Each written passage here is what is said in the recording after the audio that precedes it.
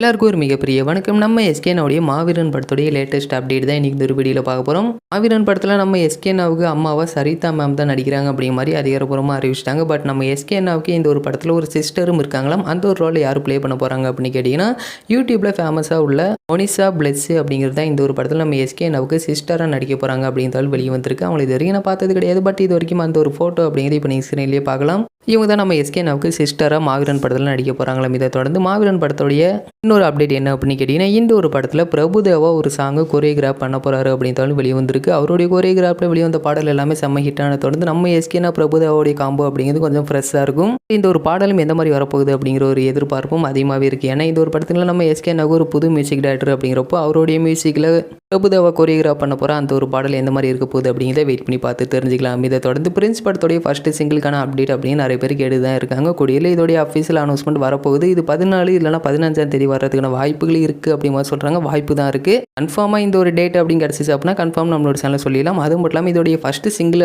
ஒரு லவ் சாங்காக இருக்கும் அப்படிங்கிறதாலும் இப்போ வெளியே வந்திருக்கு.